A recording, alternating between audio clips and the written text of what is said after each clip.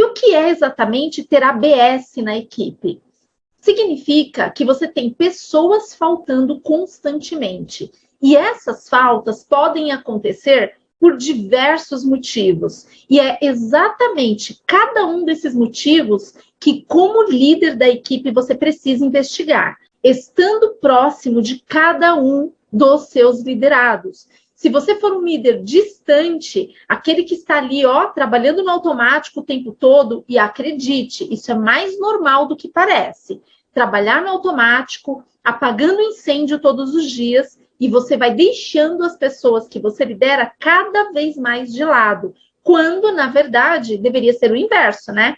Como líder de equipe, e você não tem esse título por acaso, você precisa estar efetivamente próximo das pessoas. Afinal, a sua equipe é formada por pessoas, e cada uma delas tem as suas necessidades, que se você não souber entender, não tiver a sensibilidade de perceber o que de fato incomoda cada integrante da sua equipe, o que não é legal para eles, o que faz sentido, o que motiva ou desperta os motivos para que cada um ali haja. Sim, porque motivação é isso, né? É você, como líder, despertar neles os motivos que são intrínsecos, ou seja, individuais, que estão dentro de cada um, e você, como líder, vai despertar neles a vontade, o desejo de agir. Isso é motivação. Você, como líder, não motiva ninguém, mas você incentiva. E certamente, se for um líder próximo,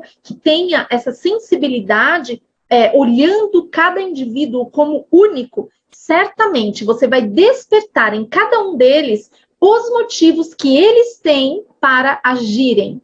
O líder que é mais antigo, mais experiente aí na gestão de equipes, já sabe esse ponto que eu vou falar aqui agora. Mas para você que deseja se tornar um líder, que embora ainda não seja, mas já sonha, já idealiza você à frente de uma equipe, e até você que já é um líder, mas é recém-chegado, acabou de assumir uma equipe e não tem noção do que você vai enfrentar pela frente. Você pode estar se perguntando o seguinte: mas e se eu não reduzir o ABS da minha equipe? O que acontece? Reflita comigo no seguinte: todo modelo de negócio, claro que, principalmente dentro de uma central de atendimento, precisa de pessoas. Por quê? Porque a composição de uma meta, ela parte da somatória da quantidade de pessoas que esta operação tem. Então, supondo que essa operação tem lá meia dúzia, 8 líderes, e para cada um desses líderes existe uma média de 20 a 25 liderados. A soma de todos esses liderados, de cada um dos seus pares e os teus, compõe o resultado total da operação.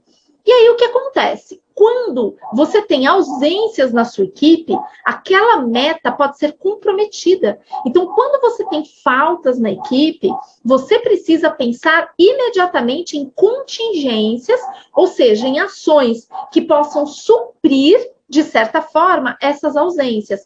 Porque fica muito fácil quando você faz pela quantidade de horas. Pensa que você tem pessoas na sua equipe que trabalham ali em torno de 6 horas, 6 horas e 20. Dentro das centrais de atendimento, normalmente a carga horária são 6 horas e 20.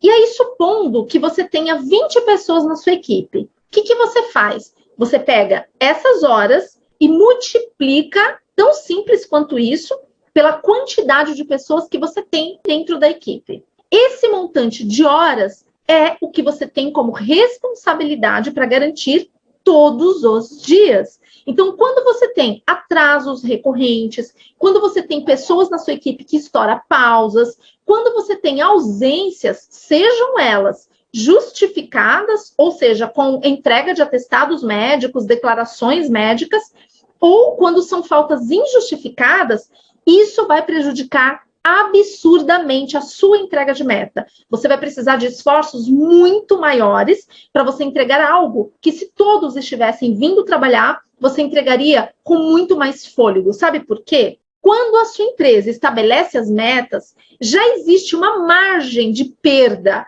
né? Já esperando que, como você lidera gente, eventualidades podem acontecer. Então, ninguém está dizendo aqui que as pessoas precisam trabalhar doentes, que faltas não podem acontecer. Pode até acontecer, inclusive, de um ou outro liderado seu não ter necessariamente uma declaração médica, mas no meio do percurso acontecer uma eventualidade, ou de repente alguém da família adoeceu, é uma pessoa de primeiro grau, é algum parentesco próximo, e essa pessoa de fato não pôde ir trabalhar naquele dia.